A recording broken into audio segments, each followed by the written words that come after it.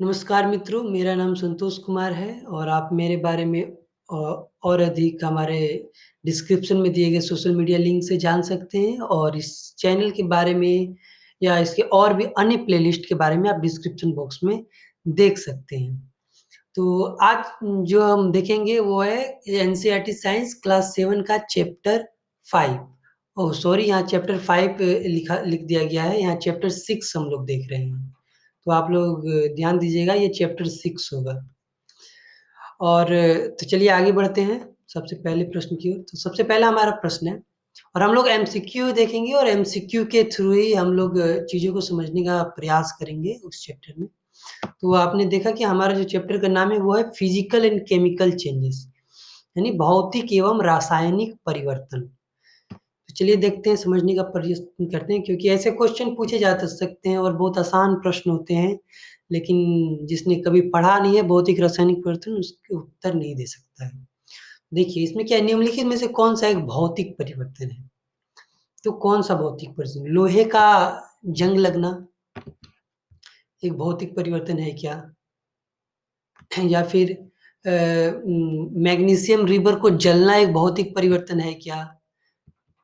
जैसा कि आप देख सकते हैं लोहे में जंग लगता है तो ऐसा हो जाता है, मैग्नीशियम रिबन जलता है तो ऐसा हो जाता है, या फिर कैंडल जलाते हैं, क्या वो एक भौतिक परिवर्तन है?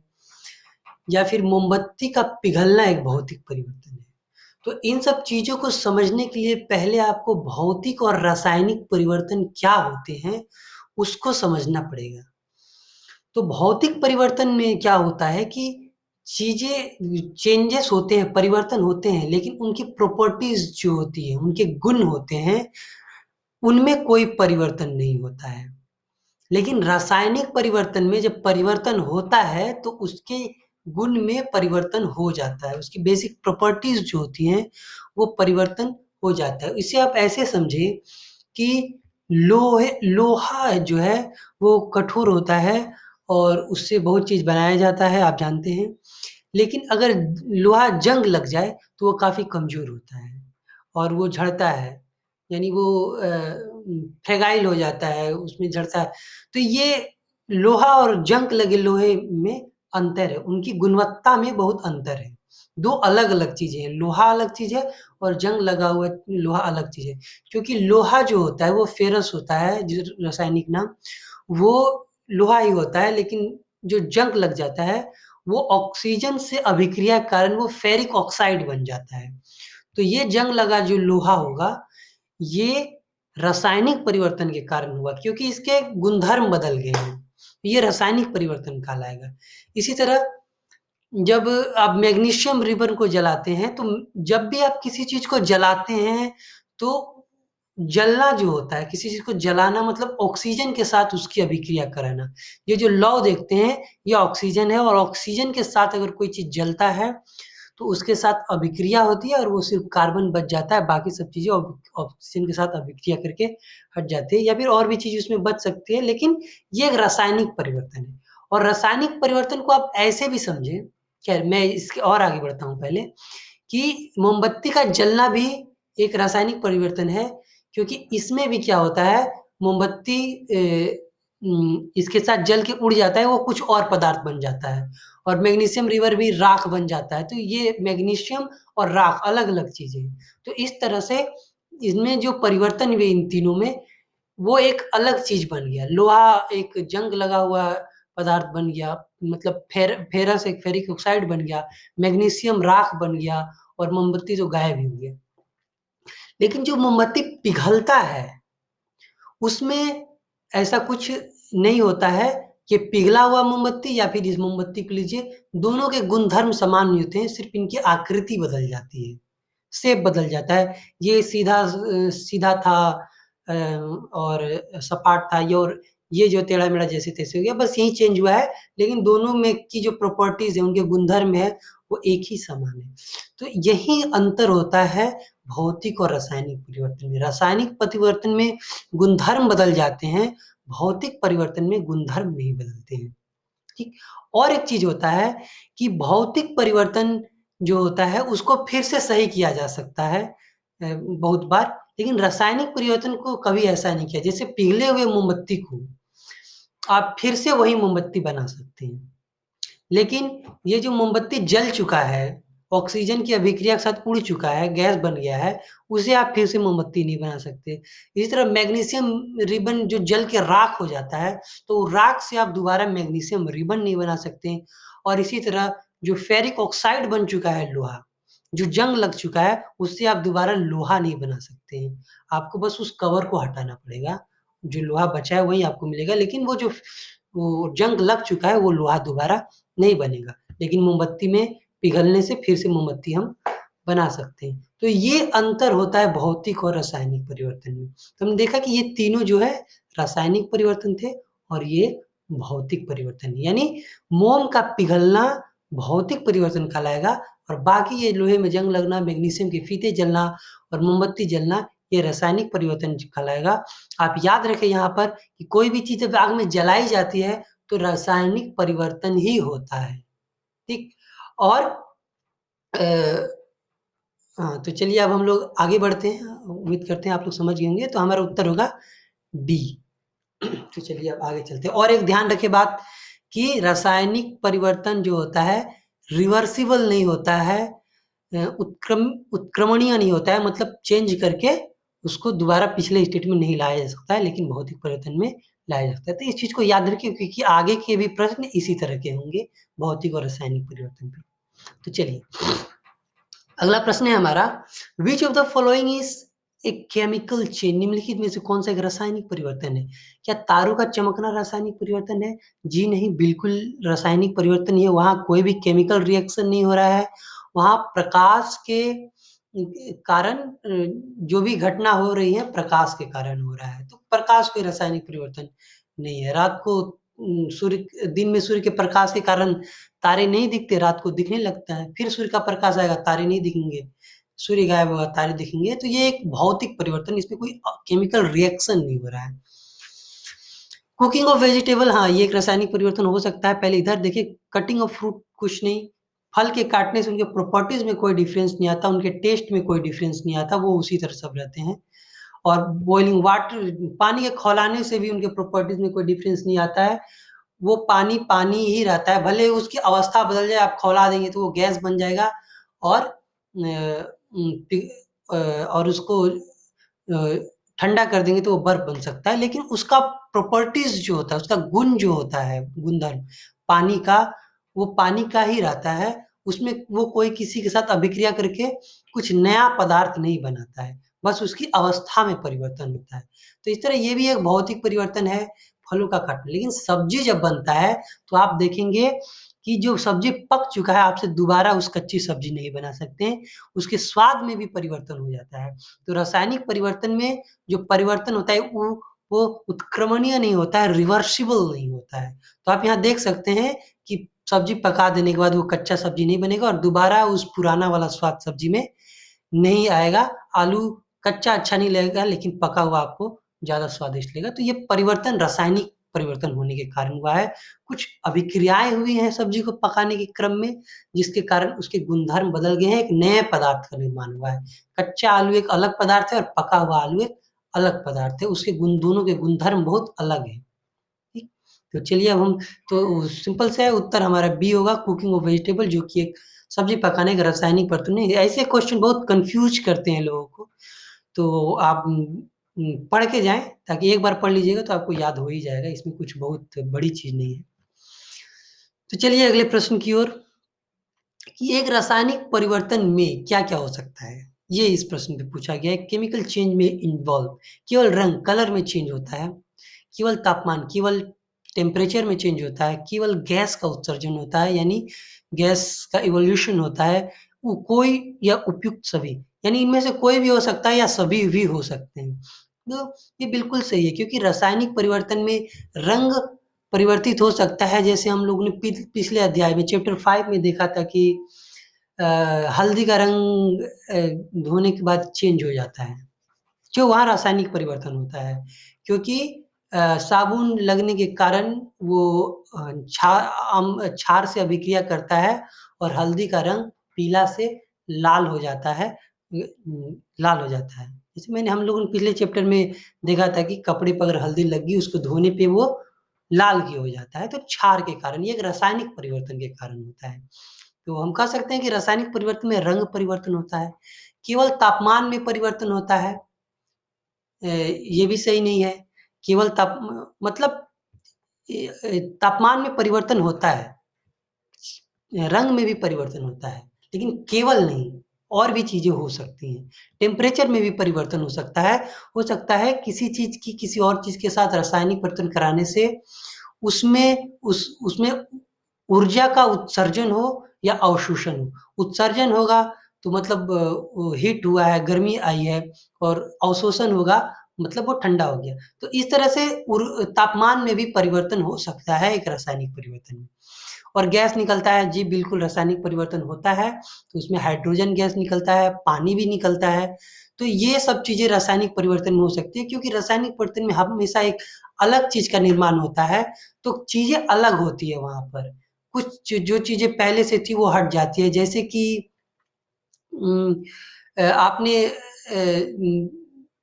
देखा कि अ, अम्ल और क्षार मिलाने पर लवण बनता है, ठीक? तो अम्ल अलग चीज़ है, क्षार अलग चीज़ है, लवण अलग चीज़ है, और उसमें जो पानी निकला वो अलग चीज़ है, और हाइड्रोजन जो निकला वो अलग चीज़ है।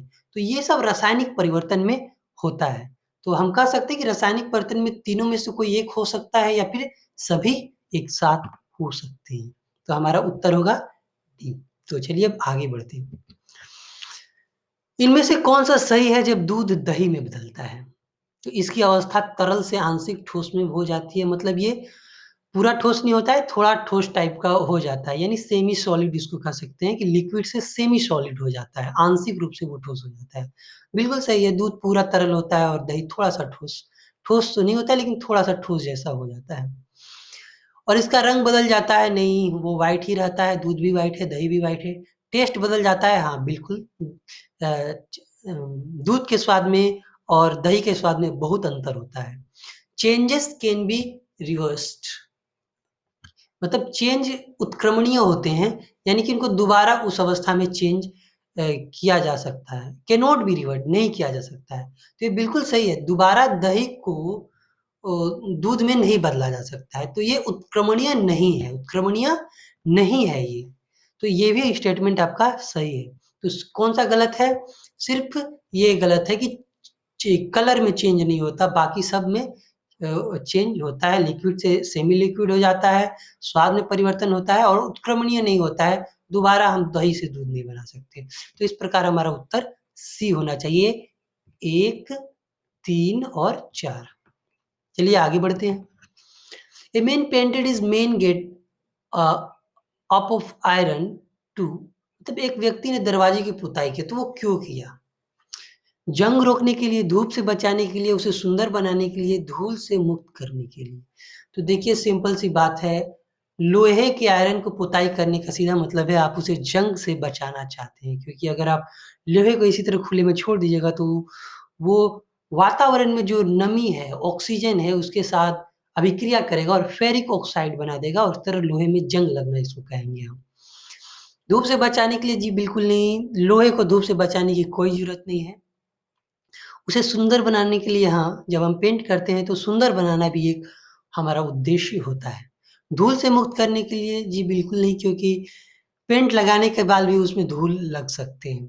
तो हमारा उत्तर होगा जंग से बचाने के लिए और उसे सुंदर बनाने के लिए, यानी 1 और 3 जो है हमारा उत्तर होगा। तो अगले प्रश्न की ओर।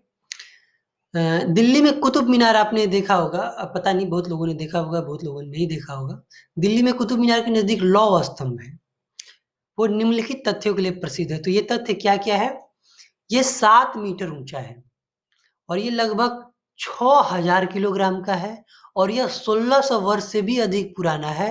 यह इतने लंबे समय बाद भी इसमें जंग नहीं लगा। ये चारों स्टेटमेंट सही हैं कि ये 7 मीटर ऊँचा है और 6000 ग्राम का है, और 1600 से भी अधिक वर्ष पुराना है, लेकिन अभी तक उसमें जंग नहीं लगा है। तो ये हमारे जो एंशिएंट इंडिया की है, जो टेक्नोलॉजी है, आप देख सकते हैं ये कुतुब मीनार है।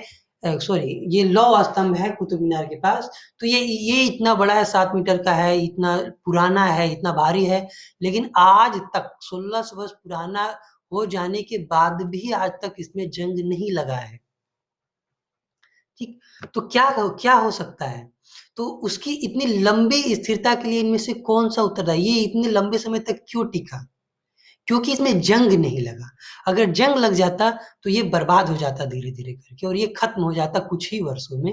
लेकिन यहाँ ये 1600 वर्ष से भी अधिक पुराना है। तो ये हमारी एंशिएंट इंडिया की जो मेटालिक टेक्नोलॉजी है, जो धातु में की तकनीक में हमने जो विकास किया था, जो वैज्ञानिक विकास हम लोगों ने किया था, ये उसको उसका एक उदाहरण है, प्रत्यक्ष उदाहरण है। ठीक? तो ये दर्शाता है कि हमारे एंशिएंट इंडिया में कितना विज्ञान भी बहुत समृद्ध था। तो ऐसा बहुत लोग मानते हैं कि एंशिएंट में कुछ नहीं था, लेकिन ये मानना पड़ेगा आपको कि विज्ञान भी हमारा बहुत समृद्ध था। तो इस प्रकार से हम कह सकते हैं कि इसकी लंबी अवधि के लिए उसका कारण है उसमें जंग नहीं लगना। तो चलिए अगली ओर। Galvanisation is a process to prevent the rusting of which of the following, यानी जशद लेपन जो है, जिंक का लेपन जो किया जाता है गैल्वेनाइजेशन में, वो किसमें जंग रोकने के लिए किया जाता है? लोहा में, जिंक में, एल्युमिनियम में, कॉपर में?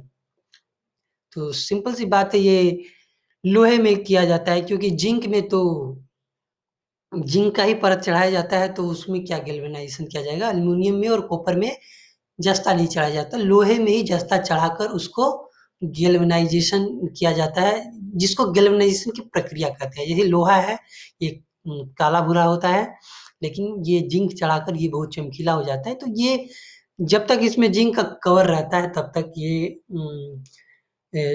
जंग से बचा हुआ रहता है। तो इस प्रक्रिया को, जिंक चढ़ाने की प्रक्रिया को ही गैल्वेनाइजेशन कहते हैं। तो उत्तर हमारा होगा कि हम लोहे में गैल्वेनाइजेशन की प्रक्रिया करते हैं, ताकि इसको जंग से रोका जा सके। तो हमारा अगला प्रश्न है कि पहले की माँ ने चीनी को गर्म पानी में मिलाकर एक संघनित चीनी का सिरप बनाया, यानी और ठंडा करने पर चीनी में क्रिस्टल अलग हो गई, यह इंगित करता है। तो जब चीनी का सिरप बनाया जाता है, उसमें थोड़ा पानी मिला के उसको पूरा घोला जाता है, तो थोड़ा गाढ़ा हो जाता है, वो संघनित हो जाता है। और उसको ठंडा करने के बाद वो क्रिस्टल उसके अलग हो जाते हैं। तो ये क्या है? ये एक भौतिक परिवर्तन है जो उत्क्रमणीय है। यानी क्या एक ऐसा भौतिक परिवर्तन है जो दोबारा से फिर पहले के स्टेट में लाया जा सकता है? या फिर ये एक रासायनिक परिवर्तन है जो पहले की स्टेट में लाया जा सकता है? या फिर ये भौतिक परिवर्तन है जो उत्क्रमणीय नहीं है, यानी दोबारा आप क्रिस्टल से चीनी नहीं बना सकते। ये केमिकल चेंज है, रासायनिक परिवर्तन है जिसमें जो उत्क्रमणीय नहीं है, यानी दोबारा रासायनिक परिवर्तन के द्वारा आप उस क्रिस्टल से चीनी नहीं बना सकते। तो इसका उत्तर बहुत ही सिंपल है कि ये एक भौतिक परिवर्तन है जो उत्क्रमणीय है, क्योंकि चीनी और चीनी के क्रिस्टल में कोई अंतर नहीं होता है, दोनों ही मीठे होते हैं। बस चीनी का जो हम खाते हैं वो छोटा-छोटा क्रिस्टल होता है, उसी को संघनित करके जमा के एक बड़ा क्रिस्टल बन जाता है। तो इसके गुणधर्म में कोई चेंज नहीं है, इसकी अवस्था में चेंज हुआ है, इसके शेप में हम लोगों ने चेंज किया है। तो इसमें कोई रासायनिक अभिक्रिया करके कोई नया पदार्थ नहीं बना है, वो भी चीनी था, मीठा था, ये भी चीनी है, मीठा है। और इस चीनी से भी दोबारा हम पिछले चीनी को जो छोटी-छोटी कण है उसको हम बना सकते हैं, उसको तोड़ के या विभिन्न प्रक्रिया से हम उसको दोबारा उस चीनी को बना सकते हैं। तो ये एक भौतिक परिवर्तन है जो उत्क्रमणीय है, यानी दोबारा बड़े क्रिस्टल से फिर से हम छोटे क्रिस्टल चीनी को बना सकते हैं और इसमें कोई केमिकल रिएक्शन करके कोई रासायनिक परिवर्तन से नया पदार्थ नहीं बना है, इसलिए ये भौतिक परिवर्तन ही कहलाएगा, सिर्फ शेप में चेंज हुआ है। तो चलिए आगे बढ़ते हैं। Which of the following statement is incorrect for chemical reaction? इनमें से कौन सा कथन रासायनिक परिवर्तन के संदर्भ में गलत है? तो हीट में be given out but never be observe, तो ये गलत है। ऊष्मा का उत्सर्जन ही नहीं होता है, रासायनिक परिवर्तन में ऊष्मा का अवशोषण भी हो सकता है। साउंड में भी बिल्कुल, रासायनिक परिवर्तन कुछ-कुछ ऐसे होते हैं जिसमें ध्वनि भी निकलती है। 2 चीज़ों को कभी-कभी अभिक्रिया कराने में कुछ विस्फोट हो सकता है। जैसे परमाणु बम वो रासायनिक परिवर्तन में होता है, वो कोई भौतिक परिवर्तन नहीं है, बहुत बड़ा विस्फोट होता है। हम लोग पटाखा जलाते हैं, वो भी एक रासायनिक परिवर्तन होता है, उसमें बहुत बड़ा विस्फोट होता है। कलर में चेंज हो चुका, हम लोगों ने आपको पहले बता चुका है कि हम लोग फिनोल्फथैलीन देख चुके हैं, हम लोग हल्दी के बारे में पढ़ चुके हैं कि कैसे अभिक्रिया से उसके रंग में परिवर्तन होता है। गैस में भी इवॉल्व बिल्कुल ये भी होता है, रासायनिक परिवर्तन में गैस ज़रूर निकलता है। जब आप किसी चीज़ को जलाते हैं तो उसमें कार्बन डाइऑक्साइड गैस निकलता है। आप फ़ोटोसिंथेसिस के बारे में सुने हुए होंगे, उसमें ऑक्सीजन निकलता है, वो भी एक रासायनिक परिवर्तन है। तो ये सब चीज़ें हो सकती हैं, बस इसका मतलब ये स्टेटमेंट जो है ये गलत है, इनकरेक्ट है, क्योंकि यहाँ कहा गया है कि अवशोषण नहीं होता, लेकिन ऐसा नहीं है, अवशोषण होता है उसमें का रासायनिक परिवर्तन में, दोनों हो सकते हैं। कभी उत्सर्जन हो सकता है, कभी अवशोषण हो सकता है। तो चलिए हम आगे बढ़ते हैं। तो एक कॉपर सल्फेट के पाउडर में 2 बूंद तनु सल्फ्यूरिक अम्ल डाला जाता है और इसको घोलने के लिए थोड़ा-सा गर्म किया जाता है। तो ये एक स्टेप 1 आप इसको कहिए कि एक पहली प्रक्रिया है, जिसमें हम क्या करते हैं, कॉपर सल्फेट के पाउडर को लेते हैं, उसमें 2 बूंद तनु सल्फ्यूरिक अम्ल डाल देते हैं। उसके बाद उसको घोलने के लिए थोड़ा-सा गर्म पानी डाल देते हैं। और ये करते हैं हम। तो उसको घोल लिया हमने और उसके बाद हम वो जब विलयन बन गया, तो उसके बाद हम उसको ठंडा करते हैं और उसमें से छोटे-छोटे क्रिस्टल अलग हो जाते हैं। ये थोड़े इस टाइप के क्रिस्टल है जो आपको पानी में वहीं अलग-अलग हो जाएँगे। तो क्या ये परिवर्तन जो हुआ, ये रासायनिक परिवर्तन है, 2 परिवर्तन यहाँ हुए हैं। एक हुआ है कि दोनों को मिलाकर एक विलयन बनाया, जो एक नीला कलर का विलयन बनेगा और इसको ठंडा करने पर एक सुंदर क्रिस्टल अलग हो जाता है। तो 2 टाइप के परिवर्तन हैं। तो हमें जानना है क्या दोनों भौतिक परिवर्तन हैं या दोनों रासायनिक परिवर्तन हैं या फिर एक रासायनिक है और दूसरा भौतिक है? तो आप कन्फ्यूज़ हो सकते हैं, आप सोच सकते हैं कि सल्फ्यूरिक अम्ल और कॉपर सल्फेट मिला के वो कुछ क्रिस्टल बना दिया, तो ये एक रासायनिक परिवर्तन हो गया, लेकिन ऐसा नहीं है, क्योंकि सल्फ्यूरिक अम्ल और कॉपर सल्फेट नहीं मिलेंगे, उनमें अभिक्रिया होगी ही नहीं। और वो जो पाउडर आपने लिया है, वो कॉपर सल्फेट है, वो पानी गर्म करके मिलाने के बाद वो उसमें घुल जाएगा, वो अभिक्रिया नहीं करेगा सल्फ्यूरिक अम्ल के साथ, लेकिन वो क्या होगा कि ठंडा करने के बाद उसमें ऐसे-ऐसे क्रिस्टल बन जाएँगे, ठीक? तो ये क्रिस्टल बनना है, मतलब जो पाउडर है वो थोड़ा कठोर हो गया, वो एक क्रिस्टल बन गया, तो ये एक भौतिक परिवर्तन हुआ। ये तो स्पष्ट है कि वो जो पानी जो था लिक्विड बनाया था हमने, लिक्विड सॉलिड हो गया, तो वो भौतिक परिवर्तन है। लेकिन पहले भी जो पाउडर लिक्विड में बनाया गया, वो भी एक भौतिक परिवर्तन ही है, क्योंकि थोड़ा गर्म पानी डालने से वो लिक्विड हो जाता है।